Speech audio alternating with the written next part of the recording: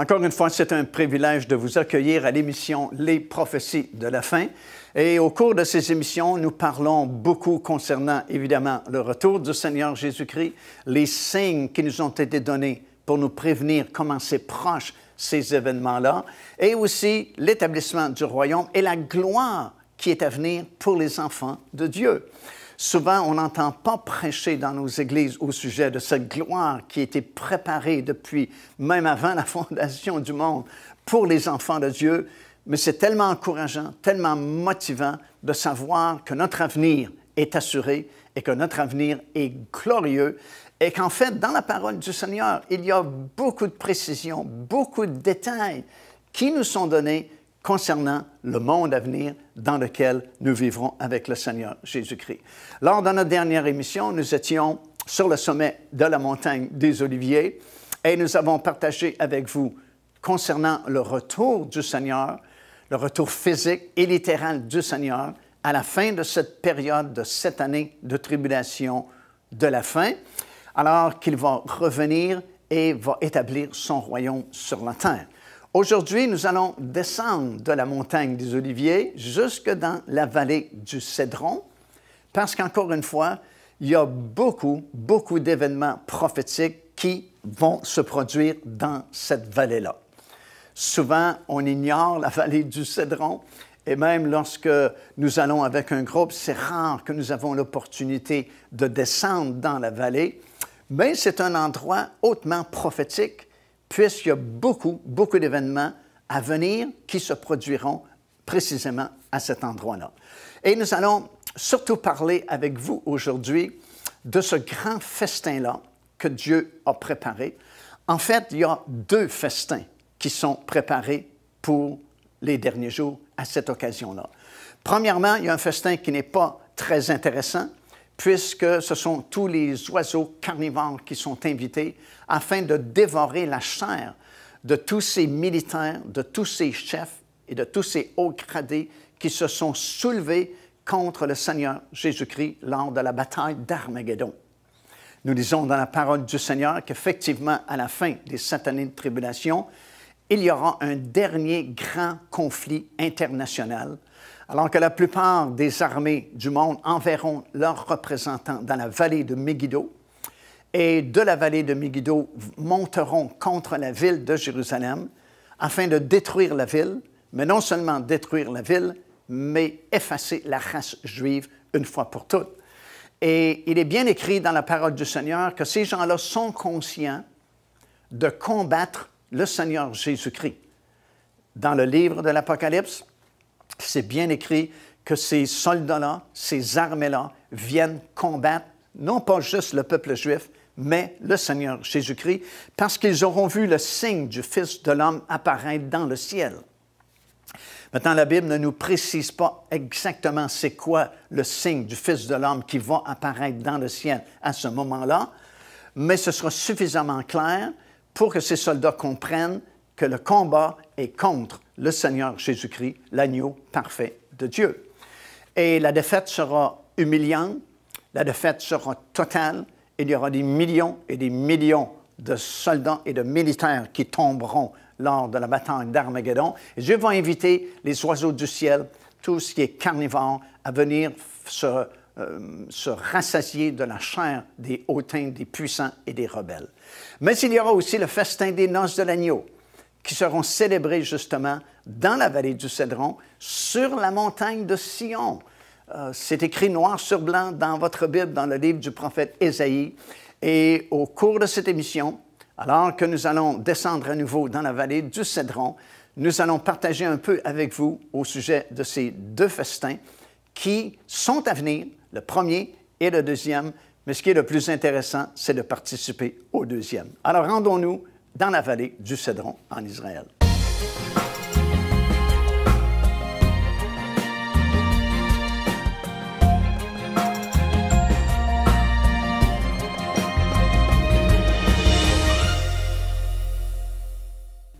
Chapitre 19 du livre de l'Apocalypse, nous sommes à la fin des 7 années de tribulation. Le Seigneur Jésus-Christ est descendu du ciel sur le sommet de la montagne des Oliviers, ici à Jérusalem, où nous nous trouvons présentement. La montagne s'est fendue en deux, comme ça a été prophétisé dans la parole du Seigneur. Et le Seigneur a mis un terme à la bataille d'Armageddon. Nous savons par les Écritures que tout d'abord, il est venu à Botsra, dans le territoire d'Édom, qui est situé dans le sud du pays de la Jordanie moderne. Il est venu libérer ceux qui s'y étaient réfugiés 3 ans et demi auparavant, alors que l'abomination de la désolation avait été établie dans le lieu très saint du temple ici à Jérusalem, qui avait été souillé par l'Antéchrist. On se souvient qu'il s'était lui-même proclamé Dieu et qu'une image avait été faite de cet homme qui avait la blessure mortelle et qui pourtant vivait quand même. Et le faux prophète avait demandé l'adoration de cet homme, et plusieurs parmi le peuple juif qui avaient du discernement spirituel s'étaient rendus compte que cet homme n'était vraiment pas leur Messie, et ils ont pu fuir à Pétra, cette ville de refuge que Dieu a préparée dans le désert, dans le territoire d'Édom, dans le sud de la Jordanie. Et dans Ésaïe chapitre 63, nous apprenons que le Seigneur va d'abord venir à Botsra, livrer une bataille là, libérer ces gens qui s'y étaient réfugiés, retourner au ciel, prendre tous ces rachetés et revenir sur cette montagne des Oliviers qui est ici à Jérusalem. La Bible dit, ses pieds se poseront sur la montagne se fendra en deux, une grande vallée sera formée qui va devenir la vallée du jugement des nations qui auront survécu aux 7 années de tribulation. Et alors l'Antéchrist et le faux prophète seront éliminés définitivement à ce moment-là. La Bible dit, il va s'en occuper tout simplement de cette façon-ci, seront détruits par l'éclat de son avènement et le souffle de sa bouche. Seigneur Jésus va simplement souffler sur l'Antéchrist et le faux prophète et ils vont se retrouver dans les temps ardents de feu pour l'éternité. Et dans le verset 21 de ce 19e chapitre, nous lisons ceci, « Et les autres qui accompagnaient l'Antéchrist et le faux prophète lors de cette bataille d'Armageddon furent tués par l'épée qui sortait de la bouche de celui qui était assis sur le cheval, le Seigneur Jésus-Christ, et tous les oiseaux se rassasièrent de leur chair. » Alors, à ce moment-ci, tout est terminé. Les 7 années de tribulation sont terminées, c'est passé, et il y a un monde nouveau qui va être établi à partir de ce moment-là, et tout va changer sur cette planète. Et il y aura finalement 2 grands festins.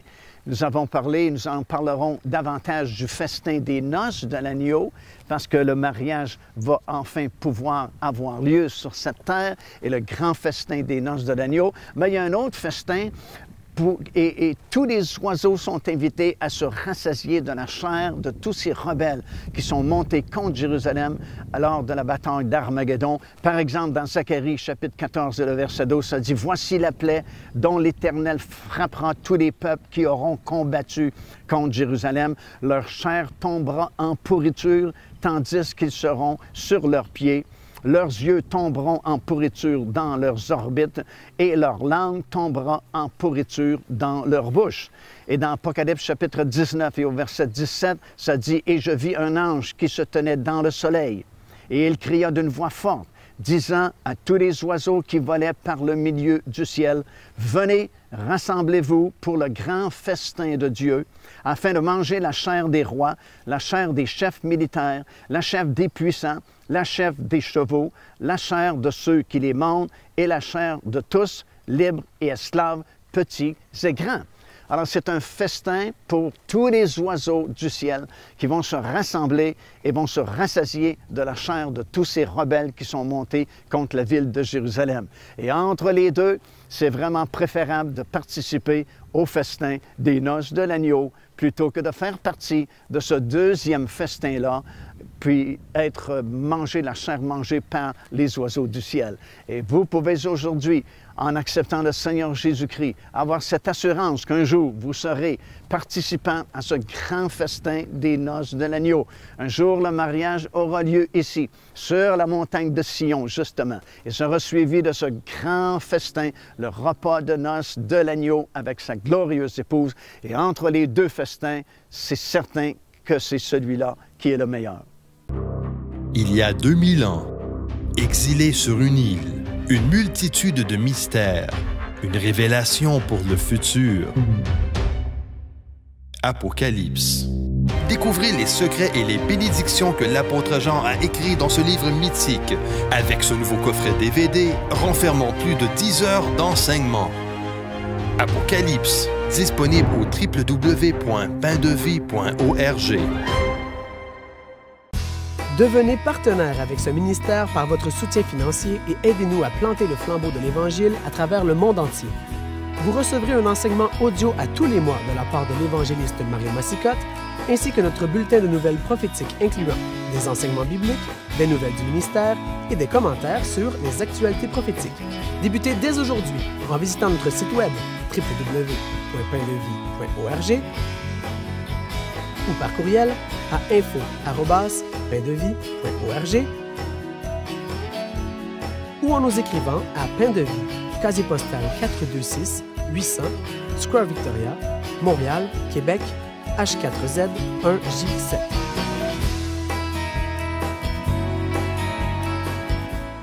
Alors après la bataille d'Armageddon, alors que le Seigneur est revenu sur cette terre et qu'il a réglé le cas de l'Antéchrist et le faux prophète en l'éliminant tout simplement par l'éclat de son avènement et le souffle de sa bouche, les deux sont jetés vivants dans l'étang ardent de feu pour l'éternité.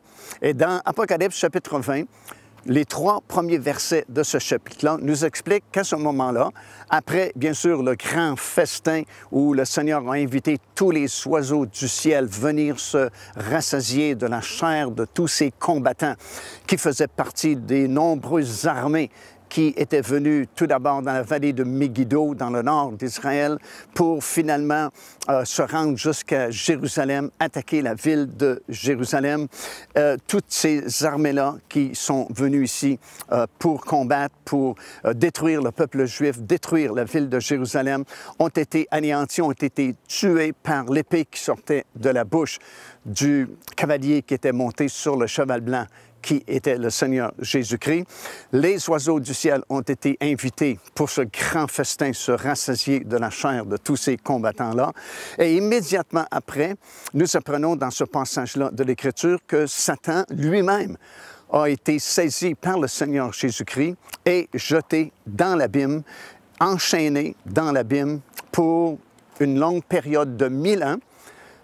En fait, c'est le millénium, le règne de 1000 ans qui va débuter dans très peu de temps après ce retour du Seigneur Jésus-Christ sur la terre.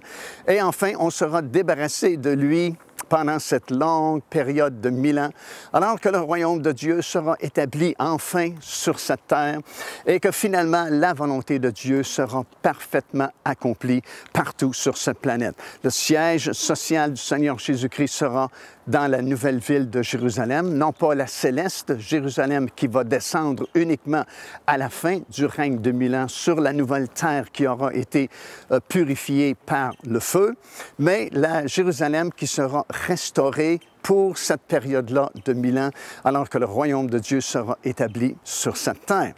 Et durant ce règne-là, parce que Satan sera emprisonné, enchaîné dans l'abîme, il n'y aura plus de tentation, il n'y aura plus de maladie, il n'y aura plus de pollution, il n'y aura plus de mal, il n'y aura plus de péché, comme on l'a dit souvent durant ce règne de 1000 ans.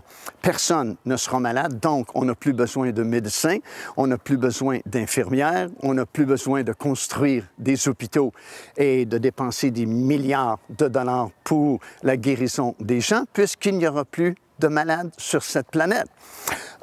Il n'y aura plus de policiers, il n'y aura plus de détectives, il n'y aura plus de prisons, pour la simple raison qu'il n'y aura plus de malfaiteurs non plus sur cette planète. Alors ce sera un règne de paix, de justice, d'équité et de prospérité pour tout le monde, parce que c'est la volonté de Dieu depuis toujours, de toute façon, mais à cause de Satan et de tous ses agents, ses anges déchus, ses démons, la volonté de Dieu n'a jamais été complètement accomplie sur cette terre. Mais pour la première fois, la volonté parfaite de Dieu s'accomplira et c'est pourquoi il n'y aura plus de pollution, il n'y aura plus de mal, il n'y aura plus de péché, on sera débarrassé de lui. La nature elle-même va retrouver la beauté avec laquelle Dieu l'a créé au tout début. Dans l'Épître de Paul aux Romains, dans le 8e chapitre, nous lisons ceci, que la nature soupire en elle-même et elle attend la révélation des fils de Dieu afin de s'épanouir complètement et de retrouver la beauté qu'elle avait au tout début. Parce que comprenez bien, Dieu n'a pas créé le monde tel que nous le voyons aujourd'hui. Aujourd'hui, si nous regardons à ce monde, c'est plein de troubles, c'est plein de maladies, c'est plein d'infirmités, c'est plein de conflits, c'est plein de haine, c'est plein de guerres. Il n'y a pas beaucoup de paix sur cette planète, il n'y a pas beaucoup d'espérance et de choses semblables. Et c'est pas comme ça que Dieu a créé le monde. Il l'a créé parfait au tout début. Il a même placé le premier homme et la première femme dans un jardin en Éden. Et le mot Éden veut dire délice. C'était un jardin de délice, un monde parfait où il n'y avait pas de mal, il n'y avait pas de péché, il n'y avait pas de pollution. Bien, devinez quoi? Ça va redevenir comme ça durant le règne de 1000 ans. À nouveau, ce sera un monde parfait, où il n'y aura plus ces problèmes-là, en attendant justement la fusion entre le royaume qui sera établi durant ce 1000 ans et le royaume universel et éternel de Dieu. Joignez-vous à nous afin de célébrer le Seigneur et entendre le message de la parole de Dieu par l'évangéliste Mario Massicotte. Venez recevoir ce que Dieu a préparé pour vous. Visitez notre site web www.paindevie.org afin de connaître notre itinéraire. Nous serions très heureux de vous rencontrer et de vivre des moments forts avec le Seigneur.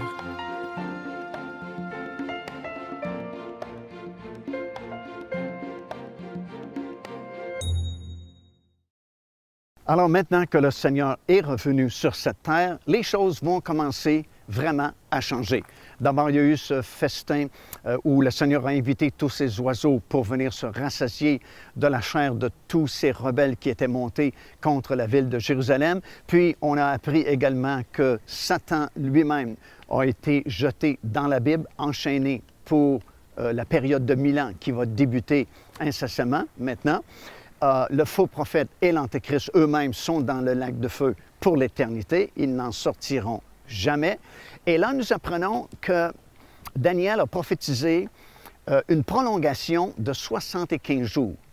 Alors, nous savons par les Écritures que les tribulations qui vont toucher le monde entier dureront exactement 7 années.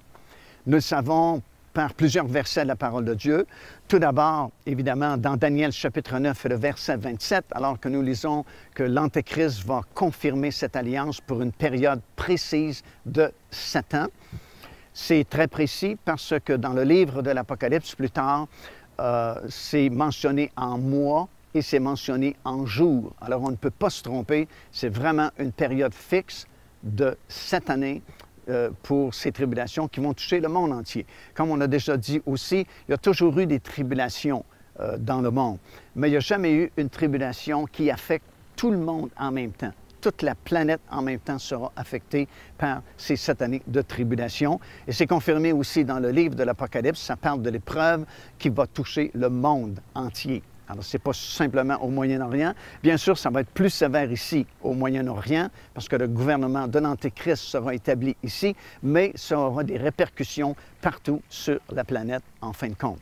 Et voilà que le Seigneur est revenu, donc les 7 années de tribulation sont terminées. Mais Daniel a prophétisé qu'il y aurait une prolongation à ces 7 années-là pour une durée de 75 jours. Et nous lisons ça dans Daniel chapitre 12, et au verset 11, ça dit « Depuis le temps où cessera le sacrifice perpétuel et où sera dressée l'abomination du dévastateur, il y aura 1290 jours. Heureux celui qui attendra et qui arrivera jusqu'à 1335 jours. » Alors, il y a deux choses ici dans ce passage-là. Une première période mentionnée par Daniel de 30 jours. Il dit qu'il y aura 30 jours parce qu'il parle d'un total de 1290 jours. Et on sait que la moitié de ces 7 années de tribulation, 3 ans et demi, représente 1260 jours. Alors, s'il parle de 1290 jours, c'est qu'on a 30 jours de plus de prolongation. Puis, il y a une deuxième période que Daniel a mentionnée, de 45 jours cette fois-là, puisqu'il dit « Heureux et saint celui qui attendra jusqu'à 1335 jours ». Alors, si vous additionnez le 1260 jours, qui représente la deuxième partie des 7 années de tribulation, à 75 jours, vous arrivez à 1335 jours. Alors, ça veut donc dire qu'il y a une prolongation exactement de 75 jours après le retour du Seigneur sur cette terre. Maintenant, on peut se demander pourquoi est-ce qu'il y a une prolongation de 75 jours en plus des 7 années de tribulation. Bien, la raison principale pour laquelle il y a une prolongation de 75 jours avant l'établissement vraiment du royaume de Dieu sur cette terre, c'est qu'il y a beaucoup de choses à accomplir avant l'ouverture du millénium, vraiment, et la mise en action de ce gouvernement-là de Christ dans ce monde renouveau. Et la Bible, écoutez, ne nous donne pas l'ordre chronologique de tous les événements qui vont se produire durant ces 75 jours-là, mais on peut connaître plusieurs de ces événements qui vont se produire. Dans quel ordre ils vont se produire exactement, ce n'est pas mentionné dans la parole de Dieu, mais du moins, nous savons que ces événements que je vais vous mentionner doivent se produire durant cette période-là de 75 jours. Premièrement, et tout d'abord, il faut qu'il y ait un nettoyage sommaire de la planète parce que tout aura été ébranlé. Vous savez, il y a un passage dans notre Bible, dans Hébreux chapitre 12 et le verset 26, où Dieu promet, il dit encore une fois, « J'ébranlerai non seulement la terre, mais le ciel. » Alors, il faut qu'il y ait un nettoyage sommaire de la planète parce que tout aura été ébranlé. La plupart des édifices seront tombés parce qu'il y aura eu ce grand tremblement de terre. Et je dis sommaire parce que tout au long de ces 75 jours et même au début du règne de 1000 ans, il va y avoir beaucoup de construction. Et on aura l'occasion d'en parler au cours de cette émission et des autres émissions. Et ça va devenir très intéressant parce que c'est tout un monde nouveau qui sera créé à ce moment-là. Les attentats terroristes, les catastrophes naturelles, les changements climatiques, corruption, violence, quel espoir reste-t-il? Le rétablissement de toutes choses. Procurez-vous le tout dernier livre de l'évangéliste Mario Massicotte et découvrez l'espérance d'un monde meilleur sur le point d'émerger. Le rétablissement de toutes choses, un héritage incontournable des connaissances acquises sur 4 décennies de ministère. Disponible au www.paindevie.org. Alors, tout comme je viens de le dire, il y aura un nettoyage de la planète qui sera nécessaire, évidemment, après le retour du Seigneur, puisque tout sera ébranlé à ce moment-là. Il y a cette promesse dans Hébreux que nous avons lue, qui sera accompli au moment où le Seigneur Jésus-Christ va revenir sur cette terre. Vraiment, toute la terre sera ébranlée. De plus, il y aura ce grand tremblement de terre tel que nous le lisons dans la parole du Seigneur, disant que la terre n'a jamais expérimenté un aussi grand tremblement. Alors, tout ce que l'homme a bâti vraiment sera démoli et c'est pourquoi il y a vraiment un programme de reconstruction qui sera nécessaire pour établir le royaume de Dieu sur cette terre et y participer. Les villes seront reconstruites puisque nous lisons que durant le règne de 1000 ans, certains enfants de Dieu régneront sur certaines villes, un certain nombre de villes, selon leur fidélité qu'ils auront eue à servir le Seigneur durant leur pèlerinage ici-bas. Nous lisons dans l'Évangile de Luc qu'à l'un, on va confier le gouvernement de 10 villes, à un autre le gouvernement de 5 villes. Alors, il faut donc que des villes soient reconstruites durant le règne de 1000 ans. Il y a des routes qui seront construites également.